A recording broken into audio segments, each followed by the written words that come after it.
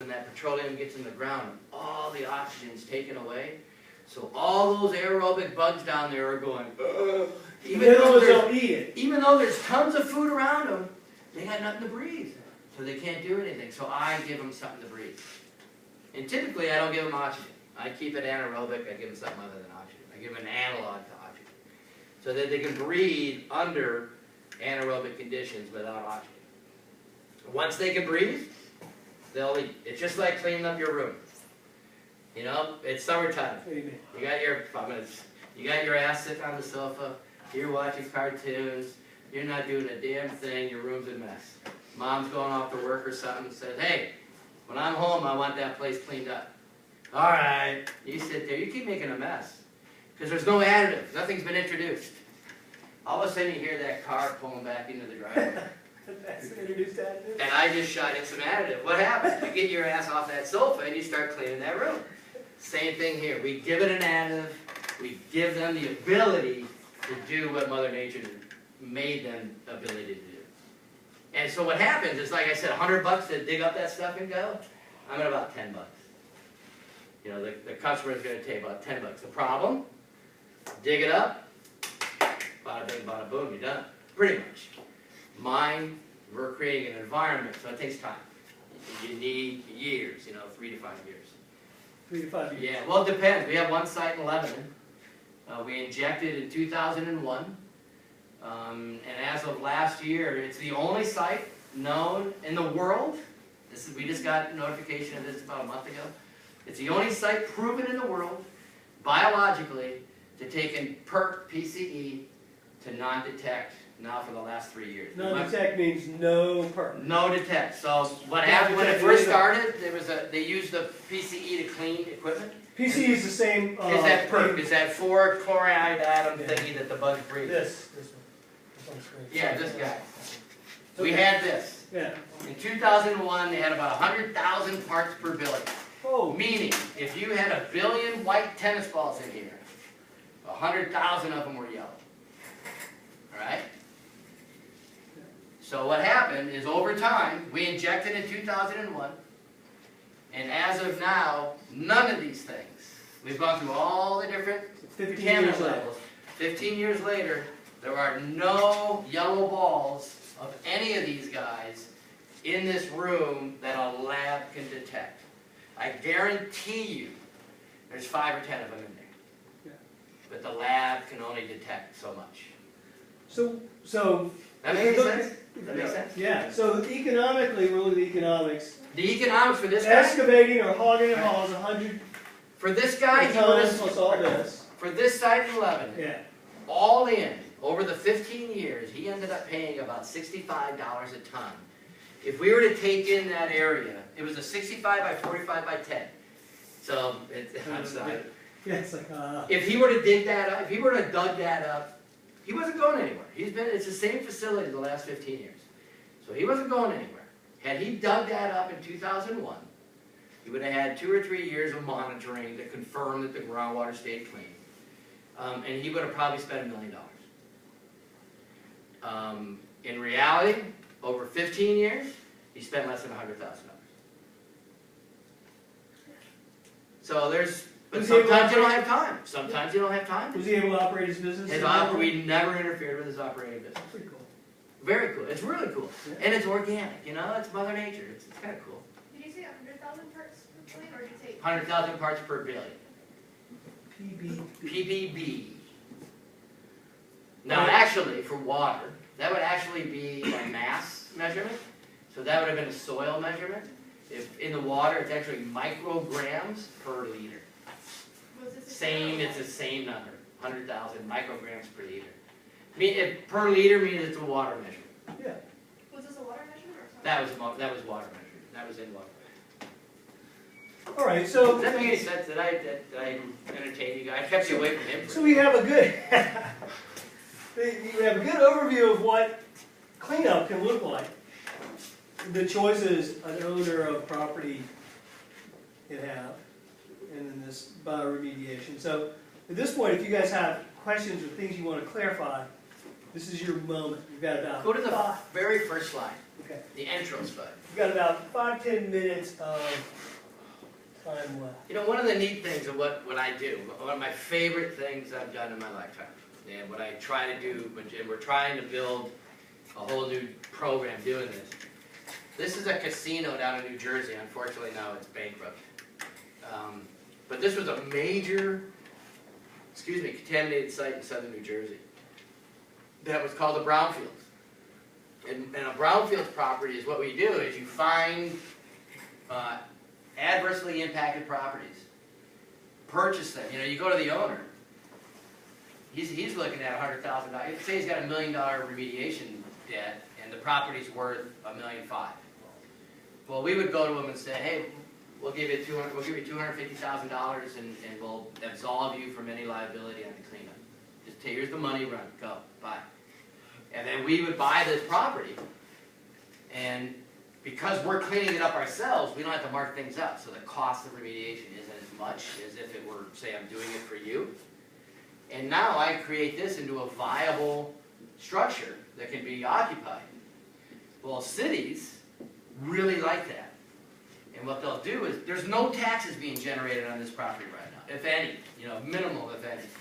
But if I can turn that into a retail, residential facility, they're getting tax revenue. So what cities will do is they'll say, okay, over the next 10 years, if you do this program, that property value in terms of tax revenue is going to be this versus it's going to go to that. So we will give you that money up front over the next 10 years to pay for the remediation. So if you're savvy, what we try to find is we try to find these properties with community assistance that in reality they're paying us to use our additive and our expertise to clean up a property that we're then going to flip.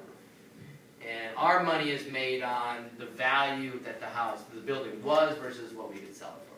No. That's my love of life. Well, you mentioned brownfield in this. Is there a difference between a brownfield and a Superfund site? Yes. A Superfund site is a site that is massively contaminated and has been registered by the federal government as requiring cleanup.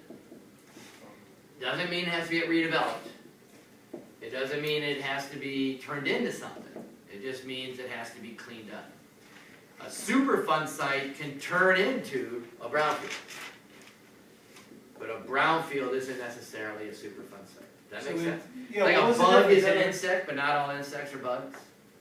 So brownfield's a smaller version of it? Well, brownfield is just a brownfield can be a Superfund or a non-Superfund site. All a brownfield is the taking of a contaminated site and cleaning it and making it usable. And you can do it at a Superfund site, you can do it at any site. Lowe's was a brownfield site. So it just doesn't have the government requirement yet? Franklin. You guys are talking Franklin. Have you guys? We haven't talked about Franklin yet. You drive through Franklin. You know, it's a sad picture. The problem with Franklin, it's in nowhere to, you know, can't get there. And it's got some beautiful structures, but the problem there is old mill buildings and they're contaminated. There's a fellow in there that's trying to get brownfield money.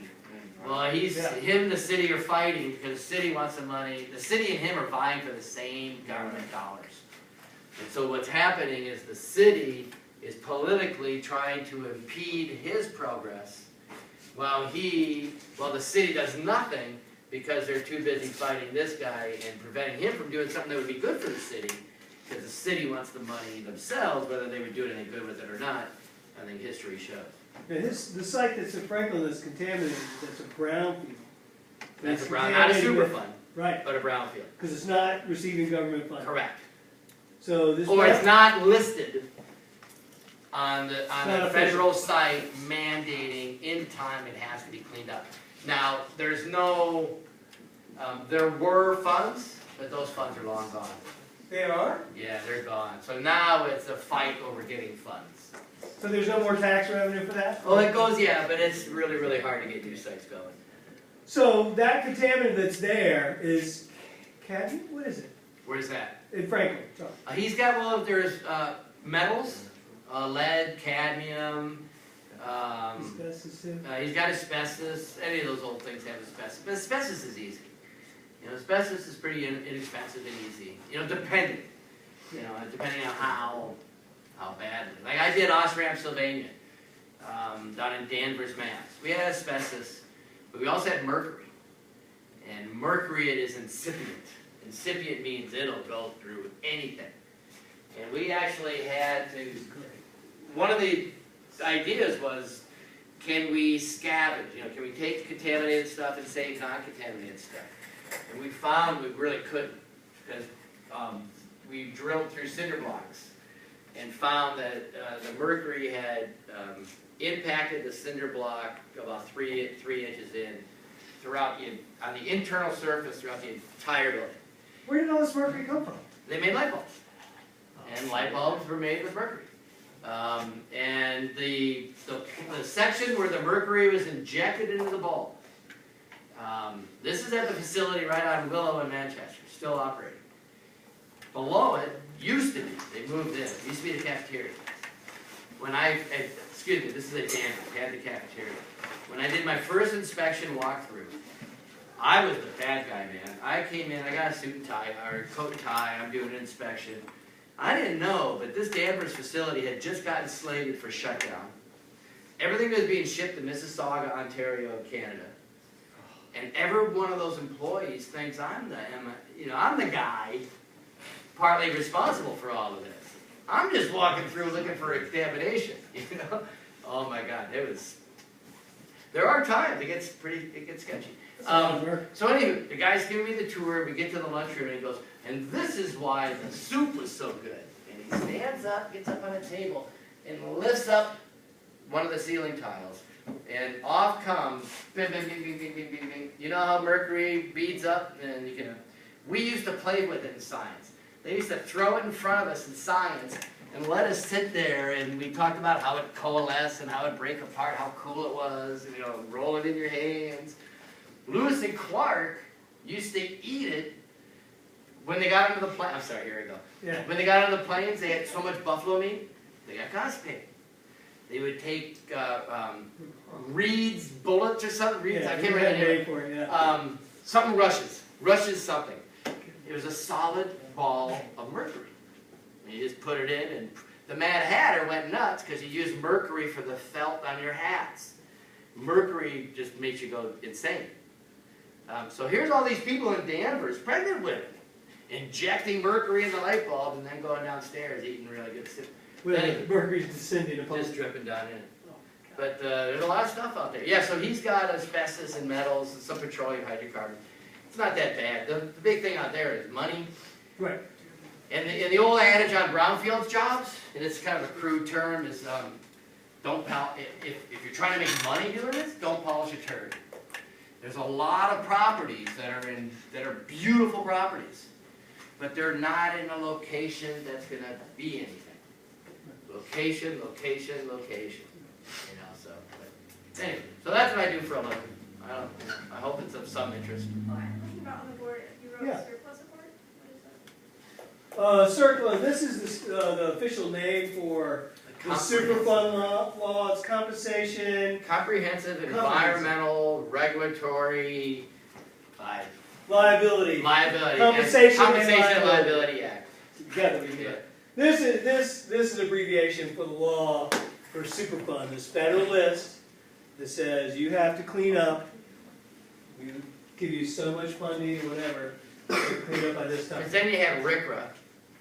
Right. This came we out. talked about this. This came out in what, the 70s, I think? Oh, right. And then RCRA came out in '84. Really? Is that late? I thought it The was Resource 70s. Conservation and Reauthorization Act. Oh, this is a We different. found that we didn't have any money. That's a different one. Wait. Is that right? Yeah. That's not right. RCRA. Yeah, RCRA. But that's And- Resource Conservation Recovery Act. And what it did is it reauthorized CERCLA and created funding avenues Oh, they had that. to help pay for it. All right, other questions for Kent? Yeah, covered it well. Hopefully, It's kind of neat. as Kent was talking, you heard words and toxins that we've been kind of dancing around for a while with this unit. Bioaccumulation, biomagnification, lead, mercury, all those things, clean up. All those things are featured on this quiz coming up on Wednesday. Anybody got friends or relatives by Peace over in Portsmouth?